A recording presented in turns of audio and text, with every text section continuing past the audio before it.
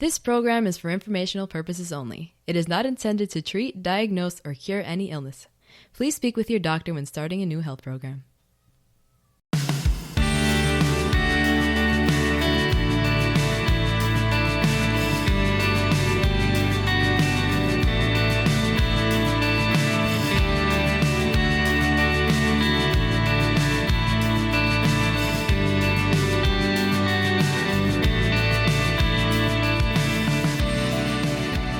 Welcome to the show this week. This is Wellness Talk. This is George Batista broadcasting to you from a very cold and snowy New York. It has been absolutely freezing here. I think the other day when I left the house, it was 3. But, this is how it is when you live up in the Northeast. Anyway, this show is Wellness Talk, and this is the show that goes over the latest in health, healing, nutrition, fitness, and supplements. This is empowerment, so we give you the tools to help you hopefully live a longer, healthy, and happy life. Hope you guys are doing well. Make sure that you always like, share, and subscribe because it's very, very important to get the word out. And we're brought to you out there by Google Podcasts, Spotify, MeWe, BitChute, Apple Podcasts, Rumble, or wherever you get your podcasts. So definitely check us out. And make sure, again, you share this information with as many people as you can. And by the way, we're in many, many countries now. A lot of folks out there are enjoying this information, so I'm glad you are. And we look forward to bringing you more and more great content. All right, so what are we going to go over this week? This week, we're going to talk about taking zinc, balance it with copper. And this is from Wellness Resources, Linda Daberstein. And this is one of those things that a lot of people don't realize, okay? This is one of those things where you have one nutrient, and you may be taking so much of one nutrient that it actually imbalances other nutrients. And this is one of those things that can happen. And zinc and copper is one of those things that definitely needs balancing. So we're going to talk about the ratios of zinc and copper, why it needs to be in balance, what they both do, and how to make sure you keep them in balance, because I think that's very important, because a lot of people are using zinc these days, especially dealing with all the viruses that are out there. Then we're going to talk about manganese. Manganese helps to prevent osteoporosis, inflammation, and more. This is by Jillian Levy. And manganese is a very, very important trace mineral. It's needed for many vital functions. So we're going to talk about why it's good, especially for bone health, osteoporosis, and inflammation, and especially those as you get older, why you're going to need this valuable nutrient. Then we're going to talk about the FDA gives a qualified nod to magnesium for blood pressure health. And this is an amazing thing. This is by Dr. Joseph Mercola. Now, the FDA actually is giving a health claim for magnesium for blood pressure, which is unbelievable because, this is brand new information on this. So we're going to talk about why the FDA did it and exactly how they did it and what the wording is, because the wording has a lot to do with, why they did it as well. But it's very, very important information because we all know how magnesium is important. And again, I talked about magnesium last week, so this is brand new science now on magnesium. So it's good stuff. And finally, I'm going to talk about stress. And I'm going to just, talk about, obviously, how we should be handling stress, different tips of what we need to do to handle stress and why it's so important as one of the pillars of health. It's actually one of my pillars of health. And stress is something that I've had to deal with in my past. I mean, everybody deals with stress in some form or another. But why, especially nowadays, why it's so important to be able to find coping mechanisms with it. So, for those of you who are dealing with stress, there's many, many different ways to deal with it. So very important. So we'll talk a little bit about that as well. So, all right, let's get started. First, from Wellness Resources, Linda Daberstein, taking zinc, balance it with copper. So let's go over the ratios and let's go over why it's important to balance those two and what are the best ways to do it and why it's crucial these days. Now, obviously we know about zinc, right? Zinc is one of the big buzzwords today because of COVID and everything, and we know that you definitely need zinc. Zinc is one of those things that's just absolutely important because it's so essential for so many things, everything from perspiration to reproduction to fertility, immune function, obviously. But it also, obviously, a lot of people are learning now that it affects it's essential for sense of taste and smell, right? Because a lot of people lose their sense of taste and smell when they get COVID. So you definitely need to have zinc on hand, but it's also important for eyesight and hearing and recovery from illness, injury, and much, much more. Okay, so zinc is obviously very, very important. Now, zinc and copper have like a teeter-totter relationship in your body. So you need more zinc than copper. But with long-term supplementation, you generally need both in a healthy ratio. So in mineral supplements, or in, multi-mineral and multivitamin supplements, it's very, very important to have this recommended ratio, which generally is 8-to-1 or 10-to-1 zinc to copper. So that's generally the ratio that you want, right? And so a combination trace mineral product will often use 25 to 30 milligrams of zinc to 3 milligrams of copper per serving. That's generally where a lot of ratios stand now. But as a result of high zinc intake, copper levels may unknowingly become lower than needed. And that can actually impact your health. So you got to remember that if you're taking a lot of zinc, again, not only to help you with COVID, that copper can actually imbalance the ratio and bring down your copper. Okay. Now let's talk a little bit about copper. Now, why is copper important? Because copper is a trace mineral. It's used for many, many things in the human body, and especially important for making white and red blood cells and platelets, nerve muscle connections, nerve conduction, neurotransmitters in the brain and brain function. And it actually also helps, it does affect speech. But it's also, it works with the bone marrow and works with connective tissues and tendons and ligaments, blood vessel flexibility and durability. So there's a lot of things that copper is involved with. By the way, it's also necessary for heart function, management of cholesterol, blood pressure, blood sugar, prostaglandin levels, and your circulatory system. And one of those things, by the way, copper is also needed for proper iron absorption. So that's another thing. A lot of people don't realize that. Okay, so copper, again, essential for a lot of things. Copper is found widely in different types of foods. You're going to get it in, let's say, dark chocolate. Obviously, if you get the really, really dark chocolate, like the bitter chocolate, from 70% to 100%, you'll get the most copper out of that. But in other things, potatoes, mushrooms, seeds, and nuts, you'll get some in whole grains and vegetables, but not as much. Okay, so now the basic recommended daily allowance of copper intake. Okay, so if you're looking at birth to 13 years, is roughly 200 to 700 micrograms. Now, for teenagers, the RDA is about, from teenagers actually to adults, the RDA is actually about 900 micrograms. It goes higher with pregnancy and breastfeeding. Okay, now the upper limit of copper intake for children is 1 to 3 years is about 1,000 micrograms. From 4 to 8 years is about 3,000 micrograms. 9 to 13 is about 5,000. 14 to 18 is about 8,000, so on and so on.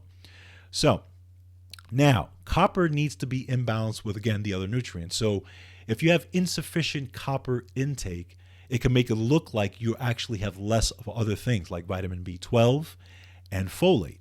Okay, so also excess and insufficient iron intake can also affect your copper status, because again, those are two things that have to be in balance as well.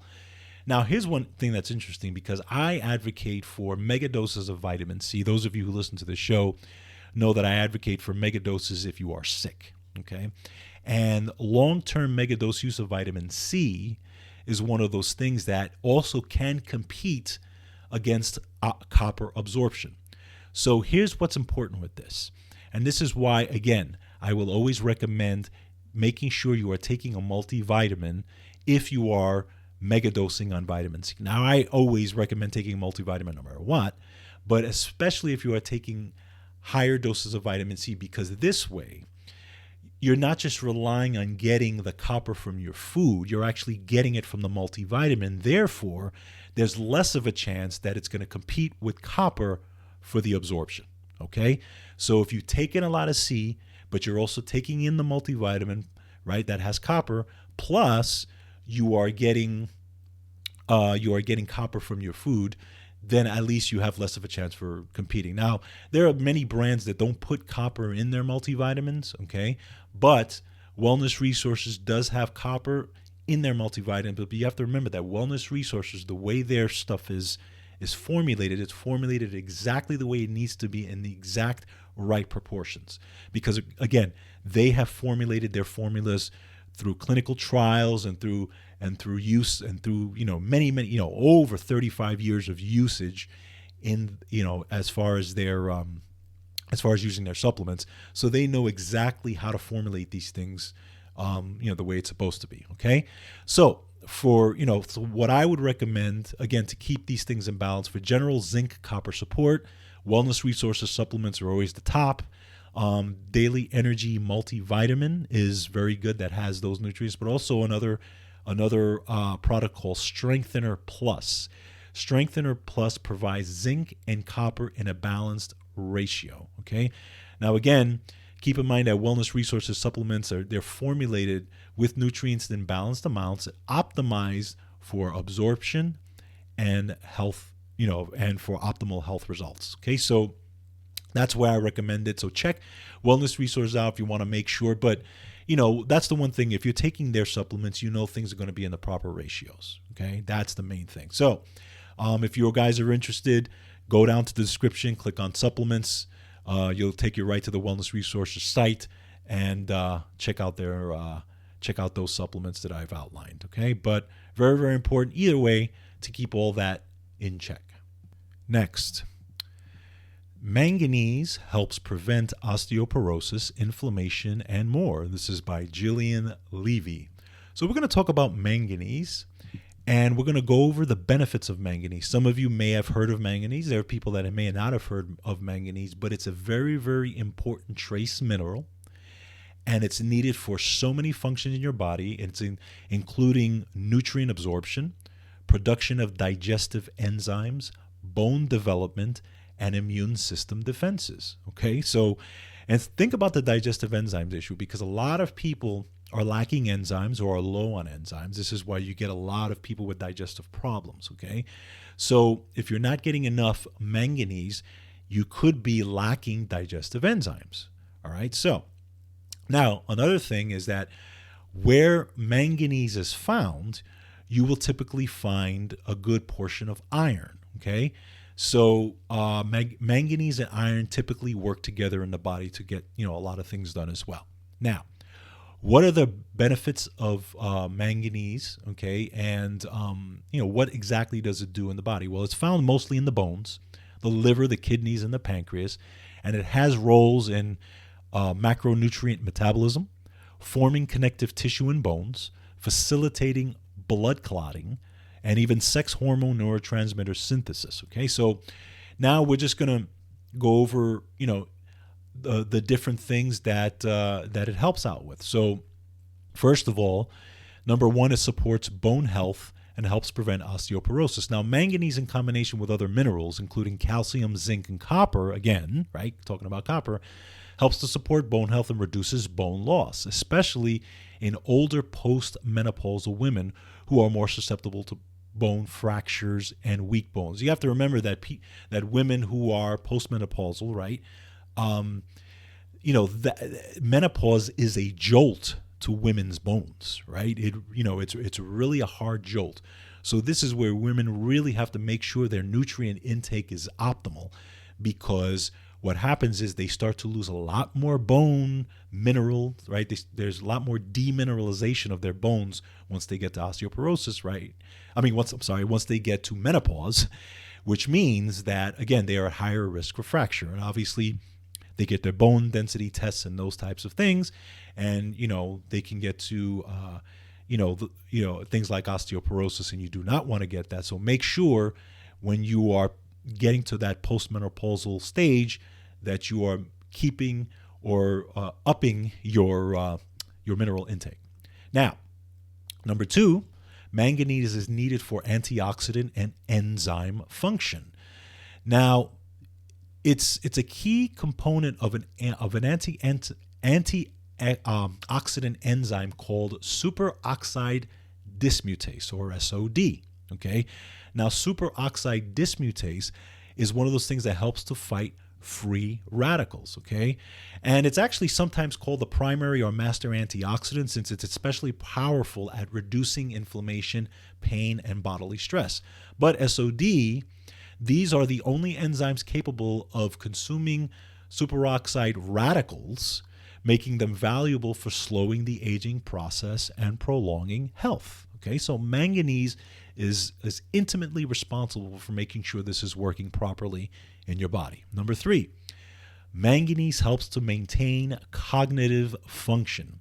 So a percentage of your body's manganese supply exists in the synaptic vesicles within your brain. So it's closely tied to the brain's activity, especially with neurons that control cognitive function. Okay, so make sure you're taking manganese, because manganese deficiency can actually make people more prone to mental problems, mental illness, mood changes, learning disability, and even epilepsy. Think about that, right? So, and very important. Number 4, manganese fights and damages diabetes. So this essential nutrient is needed to help with proper production of digestive enzymes, like I said before, responsible for the process called gluconeogenesis. Now, gluconeogenesis involves the conversion of protein amino acids into sugar and the balance of sugar within the bloodstream. Okay, so again, manganese intimately involved in that. This can affect your blood sugar levels and diabetes, that type of thing. Okay. Number 5, it supports lung and respiratory health. Now, researchers suggest that manganese taken along with minerals like selenium and zinc can help people suffering from lung disorders, including chronic obstructive pulmonary disease, or COPD. Okay, because a lot of COPD is really a lot of oxidative stress in the respiratory the respiratory center. Okay, so manganese's ability to help lower the inflammation and the oxidative stress through the production of, again, SODs, superoxide dismutase, makes it critical for lung health and lung healing. Okay, number 6, helps again to prevent arthritis and osteoarthritis. Okay, it helps with containing glucosamine, okay, and chondroitin sulfate, and it helps to make sure that those are working properly in your body, especially if you're taking those as supplements. Now, number 7, it helps to reduce PMS symptoms. So think about this. Not only is it helping your bones if you are postmenopausal, but it also helps, women who are dealing with PMS symptoms in general. So if you're consuming plenty of manganese along with calcium, it can help improve symptoms of PMS, such as abdominal tenderness, muscle pains, anxiety, mood swings, even trouble sleeping. And it was actually a study that was published in the American Journal of Obstetrics and Gynecology that found that women who had lower levels of manganese in their blood experienced more pain and mood-related symptoms during pre-menstruation. And there was a 2019 study also found that daily consumption of whole grains, of course that has manganese in it, help to improve symptoms of PMS. So, women who are dealing with that, check it out. Okay. And number 8, may help with weight loss. So some early research points to the fact that manganese taken with a specific form called 7-keto-nutriline, I'm not exactly sure how that's said, but combined with other supportive nutrients like L-tyrosine, which is an amino acid, and asparagus root extract, may be able to help reduce weight in obese and overweight people. Okay. Number 9, helps speed up wound healing. And number 10, helps to balance iron levels and prevent anemia. Okay. So those are 10 benefits of manganese. Now, what are the food sources? I'll go over really quickly the food sources so you guys can check it out. Things like rye, If you have 1 cup of rye, 4.3 milligrams. Brown rice, 1 cup cooked, 2.1 milligrams. Hazelnuts, 1 ounce, 1.5 milligrams. Let's see what else. We have black beans, 1 cup cooked is 0.7 milligrams. Buckwheat, 1 cup of grouts cooked, 0.6 milligrams. Okay, and other good sources again could be spinach, potatoes, pecans, pinto, and navy beans. So that's where you're getting manganese. And again, of course, if you are taking a multivitamin, again, if you want to, get a little more, making sure you get enough of it, again, check out the Wellness Resources brand. That will definitely have a good amount of manganese in it. But manganese, very, very powerful, very, very important. All right, next, the FDA gives qualified nod to magnesium for blood pressure. So this is an interesting story. So a gentleman, a PhD, Guy Johnson, he's a principal at Johnson Nutrition Solutions, LLC. He filed a petition with the FDA in 2016 on behalf of the Center for Magnesium Education and Research, okay, requesting that the FDA issue a qualified health claim for conventional foods and dietary supplements that contain 20% of the daily value of magnesium. Now, based on the hundreds of studies and papers, he proposed that magnesium could reduce the risk of high blood pressure and that he should be allowed to state that fact on certain foods and dietary supplements. So that's, first of all, that's amazing, right? Because magnesium has been one of those things that we've known, or at least the alternative world has known for many, many years, that it does actually have an effect on blood pressure. Okay. Now, so in response to this is what the FDA said. It said it does not intend to object to the use of certain qualified health claims regarding the consumption of magnesium and the reduced risk of high blood pressure, provided that the claims are appropriately worded to avoid misleading consumers and other factors for the use of the claim are met. Now, we all know that for them to even, put a claim for any kind of nutrient is a big deal, right? The fact that they're even entertaining it is a big deal. So this is why I'm really, really highlighting this, because it's just so important. So let's dive in a little bit more into this, okay? So this is what he put. This is the claim that he put. So he put supported but inconclusive evidence, scientific evidence, suggests that diets with adequate magnesium may reduce the risk of high blood pressure, a condition associated with many factors. So that was the claim that he sent over to the FDA, saying this is what I'm going, this is what I would like to claim.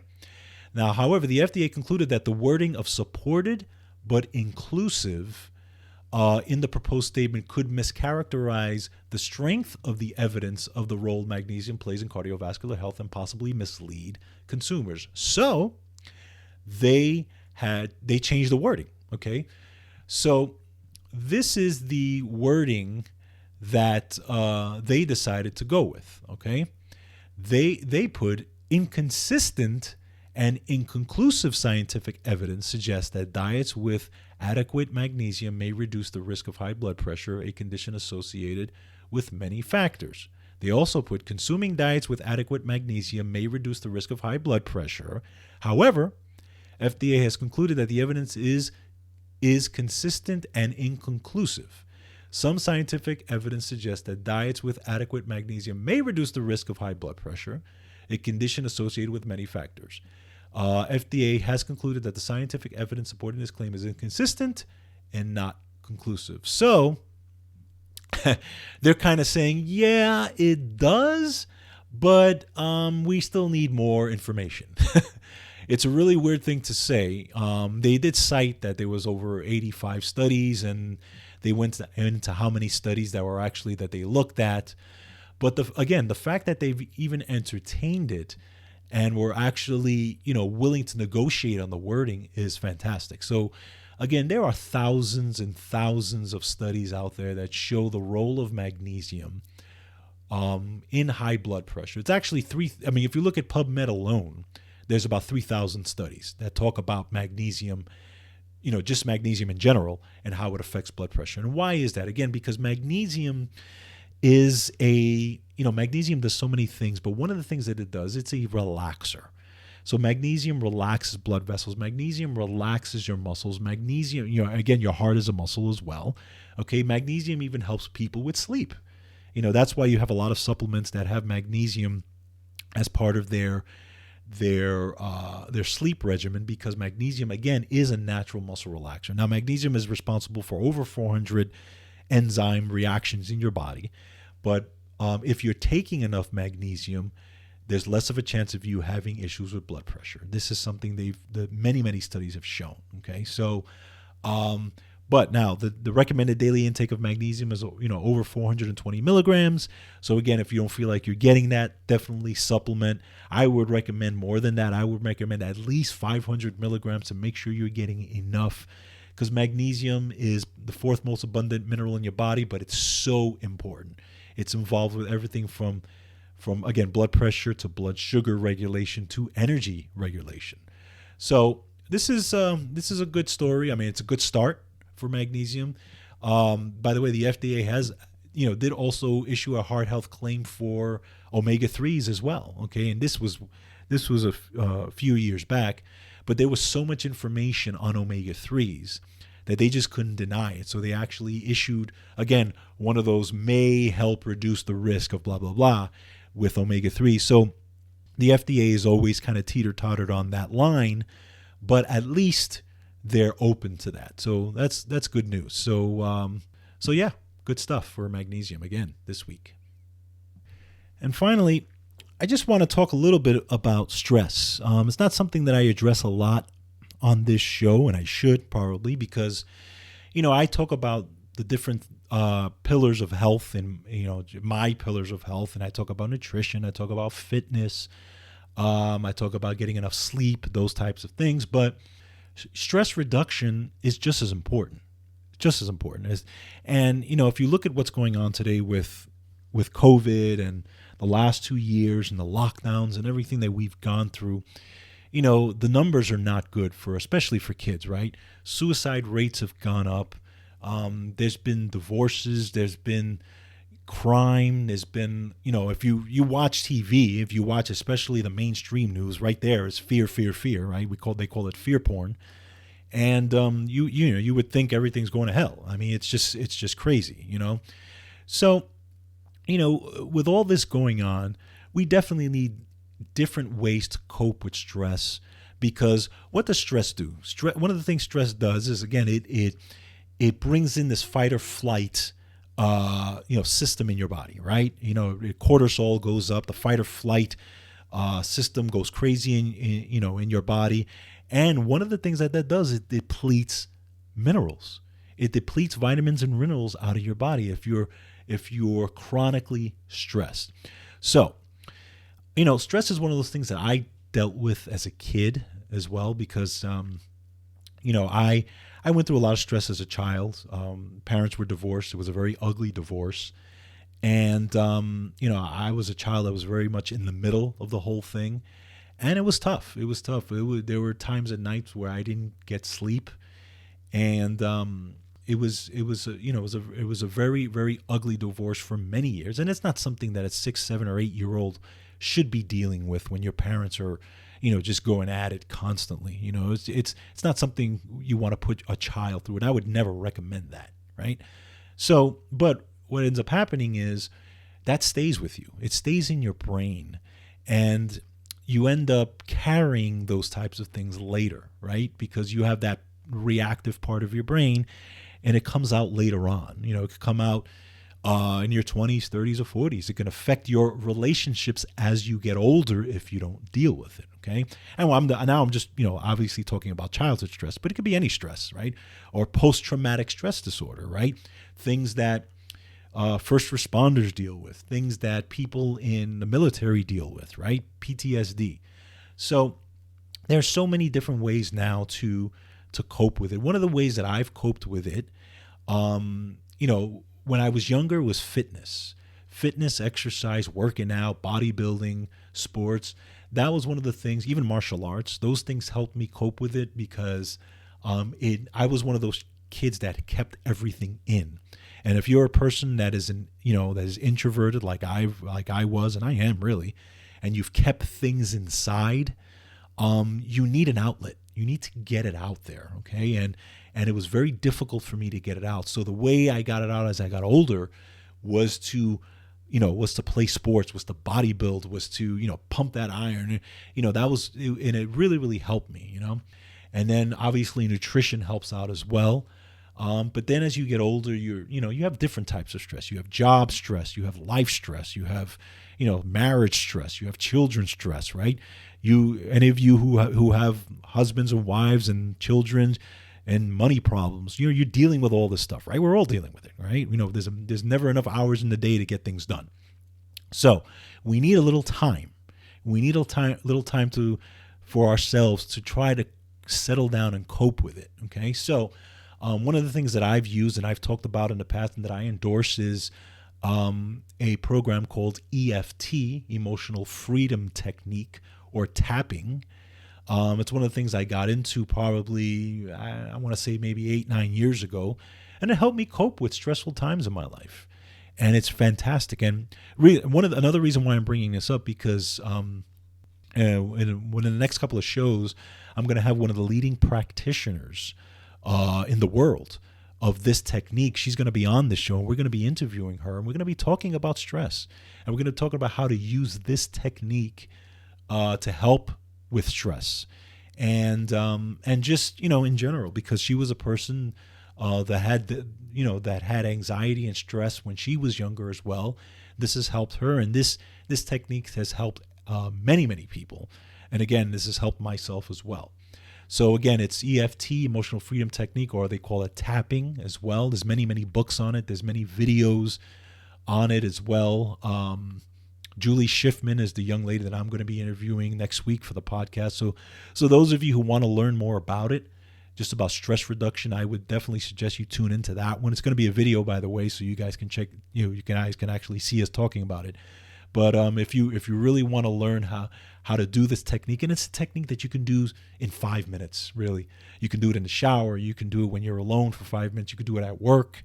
You can do it anywhere. You don't have to do a 20-minute meditation if you don't have the time. Okay, now things like meditation, things like yoga, things like the other stress techniques are fantastic. And if you use those, hey, those are fantastic, because I've used all of them. I've used all of them. But one of the things that I do want to really, really stress and talk about is a fast way, a fast thing, because again, some people don't have an hour to do yoga. Some people don't have an hour or 20 minutes or 30 minutes to do meditation. So they're looking for a faster way in this fast-paced society to alleviate stress. Okay, so EFT or tapping is a way that you can do that, especially if you start really getting into it and doing it regularly.